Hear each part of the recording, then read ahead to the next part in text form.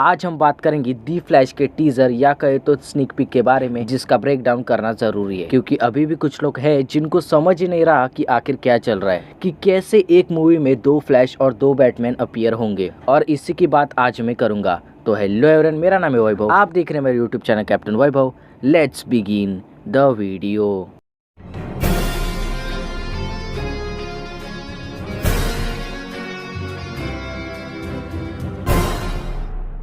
तो देखो भाई, अगर आपके पास टाइम हो तो मैं आपको simply flash point paradox movie recommend करूंगा, जिसमें भी आपको कई सारे बैटमैन और उल्टी पुल्टी स्टोरी लाइन दिखेगी। ये मूवी पहली डीसी एनिमेटेड मूवी थी जो मैंने देखी थी और कसम से ये मूवी बहुत ही एपिक है।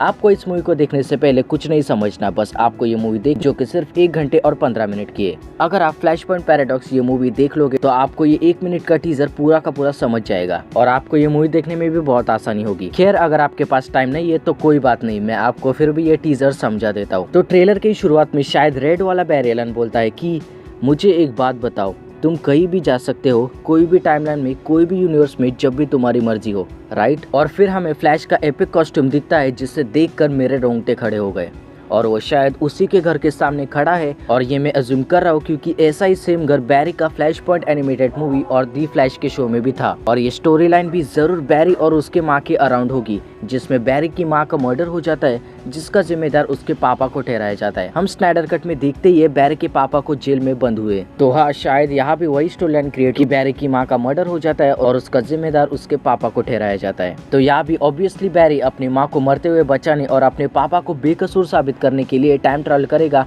जैसे वो कॉमिक्स, एनिमेटेड मूवीज और अपने शो में करता है। और उसके बाद टाइम के साथ कुछ गड़बड़ कर देगा, जिसे फिक्स करने के अराउंड ये मूवी रिवॉल्व होगी। फिर हम देखते हैं बैरी को उसी के घर में जाते हुए और आई एम 99% श्योर कि वो यहाँ अपनी माँ से मिलने आया है। और फिर हम देखते हैं किसी एक बैटमैन का मास्क विद ब्लड पड़ा होता है जमीन पर। अब ये बैटफ्लिक का मास्क है या कीटन का, वो तो हमें ट्रेलर आने पर ही पता चलेगा। लेकिन भाई साहब, मैं किसी भी बैटमैन को मरते हुए नहीं देख सकता, खासकर बैटफ्लिक को। फिर बैकग्राउंड में फिर कोई बोलता है कि यू चेंज द फ्यूचर, यानी कि 100% बैरी अपने माँ को मिलने जाता है और वो फ्यूचर पूरी तरह चेंज कर देता है। और फिर हम कुछ एपिक शॉट देखते हैं दोनों ही फ्लैश के। और फिर आता है दी मास्टरपीस सीन पूरे ट्रेलर का, माइकल कीटन्स बैटमैन, जिसके पीछे हमें दोनों ही फ्लैश और क्यूट सी सुपरगर्ल भी दिखती है, जो कि बैटमैन से मदद मांगने आते हैं क्योंकि ऑफ कोर्स टाइम के साथ छेड़छाड़ करेंगे तो उसे फिक्स करने के लिए the most intelligent person in the whole universe अगर कोई है तो वो है बैटमैन। और फिर हमें एंड में कवर में ढकी बैट मोबाइल भी दिखती है और आई एम डैम श्योर कि ये कीटन की बैट मोबाइल है। खैर, अब तो ये मूवी आने पर ही पता चलेगा कि फ्लैश की गई टाइम ट्रैवल वाली गड़बड़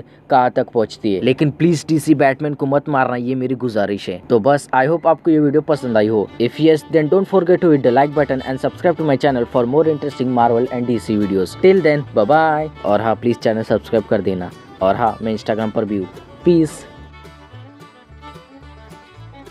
तो अब वैसे तो जैक स्नाइडर का स्नाइडरवर्स आने से रहा, लेकिन आपके मन में एक क्वेश्चन आ रहा होगा कि व्हाट इफ स्नाइडरवर्स रिलीज हो जाता तो फिर जस्टिस लीग 2 और 3 में क्या होता और डार्कसाइड की स्टोरी लाइन कैसे एंड होती। जैक स्नाइडर के जस्टिस लीग में ऐसा पहली बार हुआ कि डीसी का